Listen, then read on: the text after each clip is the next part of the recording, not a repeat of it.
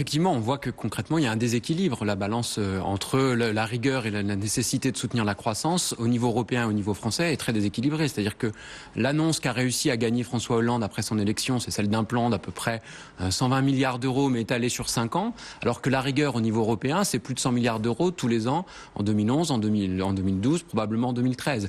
Donc, il n'y a pas d'équilibre.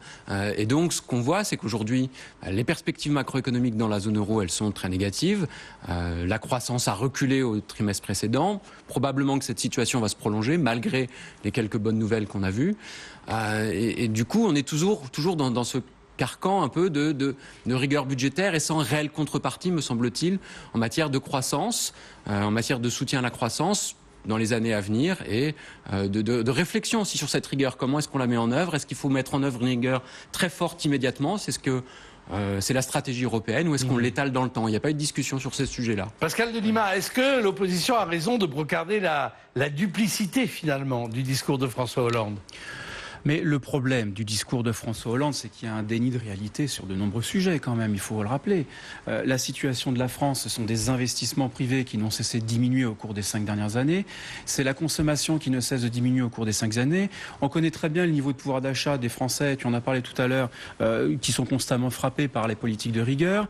On sait très bien que la France a besoin d'un vrai pôle de compétitivité, d'une Silicon Valley française en quelque sorte, pour impulser de la croissance et faire des nouvelles technologies. On connaît très bien l'efficacité, la mesure même de l'efficacité de toutes les politiques publiques est virée vers un système plus qualitatif plutôt que uniquement quantitatif comme on le fait avec les démarches structurelles actuelles et notamment cette question du pacte d'or. On ne parle pas vraiment de toutes ces questions-là. Tout cela est masqué par des mesurettes, en réalité, qui sont à impact très très limité en termes de millions d'euros, si vous voulez, que ce soit le SMIC, que ce soit la désindexation des tranches d'impôt sur le revenu. C'est quelque chose d'extrêmement marginal, que ce soit l'ISF.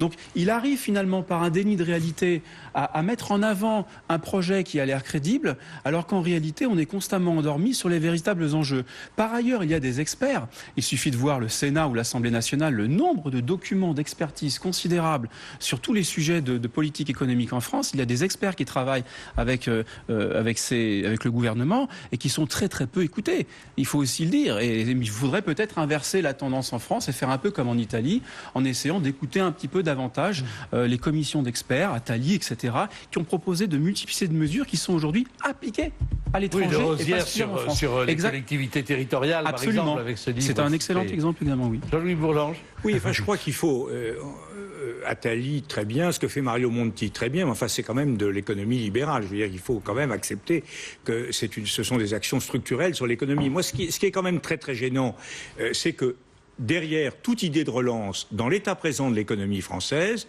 il y a une aggravation inévitable aujourd'hui de la balance commerciale. Du déficit de la balance commerciale. Donc on est dans une situation qui est, de ce point de vue-là, dramatique, qui est plus dramatique que celle de l'Italie. L'Italie a des ressources industrielles que nous n'avons pas. Et l'Italie a une économie, a un équilibre budgétaire qui, certes, ils ont une dette extrêmement élevée, mais ils ont un quasi-équilibre budgétaire primaire que nous n'avons pas. Donc nous sommes, nous, dans une situation très particulière, ce qui rend très très difficile le réglage. Alors il faut effectivement, c'est pas la peine de dire on va mettre la rigueur à tout va ou la relance à tout va. Il faut véritablement doser et je crois qu'en l'occurrence le dosage de François Hollande n'est pas bon. Il n'est pas bon parce qu'il ne ménage pas suffisamment les entreprises. Certes, il essaie de ménager les PME et il faut l'encourager sur ce plan, mais il faudrait être très net. Il faudrait dire qu'on ne touche pas aux entreprises. Il met beaucoup trop l'accent sur un gel fiscal massif et pas, enfin une ponction fiscale massive et pas sur une remise en cause de ce qu'on a dit les uns et les autres, c'est-à-dire la gabegie publique, l'incapacité, le fait que l'État ne produit pas les services que la consommation d'argent qu'il assume, qu'il réalise, devrait lui permettre de produire. Donc on est bien dans une situation de cet ordre et je pense que le réglage n'y est Pas du tout. Mais est-ce qu'on peut dire la vérité? Est-ce que politiquement on peut dire la vérité à l'opinion publique sur ces questions-là? Écoutez, moi je crois que oui. Je crois que il me semble que notamment les Français sont très attentifs à la dépense publique aujourd'hui, ce qui n'était pas le cas il y a 6 mois ou il y a 8 mois. Simplement, et là où je serais peut-être en désaccord avec l'un d'entre vous, peut-être avec plusieurs d'entre vous, c'est que je crois que de toute manière, les classes moyennes, comme on dit, et même avec la droite qui dit ça, les classes moyennes doivent de toute manière faire un effort. Aujourd'hui, l'effort doit être fait il faut un effort de tout le monde, un effort supérieur des gens qui gagnent beaucoup d'argent, supérieur mais pas forcément punitif, et il faut protéger les économiquement faibles. Par exemple, et se soucier de la balance commerciale. Je prends l'exemple de la mesure de Sarkozy sur la TVA. Eh bien, il me semble qu'au lieu d'abolir cette mesure, il aurait été de bonne politique, peut-être même de la renforcer de la part de Hollande, peut-être même et en même temps d'accompagner ça d'une distribution d'argent en direction des économiquement faibles, de manière que les gens qui sont en bas de l'échelle ne supportent pas les conséquences de cette pénalisation de la consommation.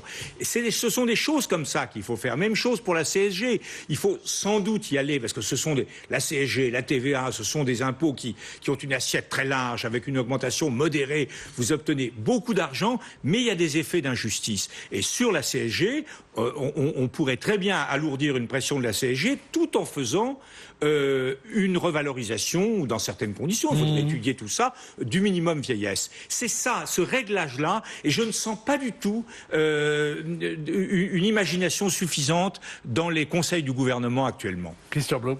Juste 2 choses pour rester sur la question européenne et sur le dosage en fait de la politique de François Hollande. C'est que il me semble que cette question de la rigueur ou de la nécessité de relance, c'est pas une question française, c'est une question européenne. Et c'est un peu là l'erreur de discours que l'on voit. C'est-à-dire que quand François Hollande annonce qu'il va respecter les engagements budgétaires et qui va donc mener une politique d'austérité, même s'il ne dit pas le mot, il raisonne de façon complètement isolée. Or, ce qui se passe et le drame européen aujourd'hui, c'est que ces politiques, en fait, elles sont mises en œuvre dans tous les pays et que du coup, ça détruit la croissance pour l'ensemble de la zone euro. Donc, il faut une coordination pour savoir qui doit faire de la rigueur à quel moment et qui doit faire de la relance à quel moment. Et éventuellement, si on a une stratégie vraiment européenne, cette relance, elle ne doit pas être une relance de l'Allemagne. Il ne faut pas espérer que l'Allemagne tire elle toute seule la zone euro, mais une relance européenne avec du coup une question à poser qui est celle de est-ce qu'il faut une dette européenne ou pas. Mais là, on y va. Et donc, on y va, mais doucement, sans le dire, et avec un budget européen qui reste quand même complètement ridicule et qui ne peut pas prétendre porter la croissance au sein de la zone euro.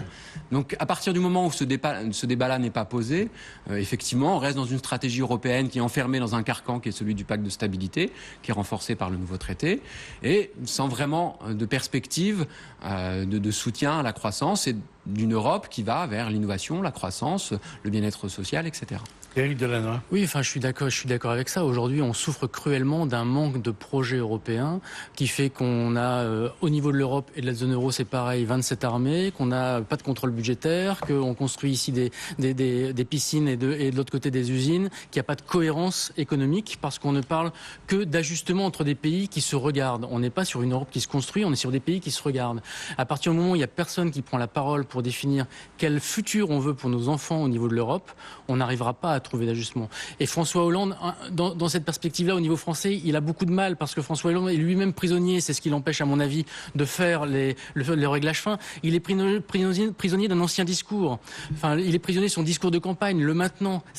On va pas faire quoi que ce soit maintenant. Il est prisonnier des gens qui l'ont battu en 2005 sur le référendum. Mais il est prisonnier, il fait la même chose que Sarkozy. Sarkozy a fait une erreur qui était le bouclier fiscal. Il fait la même erreur de l'autre côté en voulant taxer les riches de manière uniquement symbolique. Donc il faut qu'on travaille sur le fond. Quand est-ce qu'on va travailler sur le fond? Et moi, ce que j'ai beaucoup apprécié, à part le fait que dès qu'il y a des médias qui mettent un peu l'accent sur son insuffisance, ils se ruent à la télévision, j'ai apprécié la volonté de créer un style, qui soit un style qui s'inscrive dans la durée.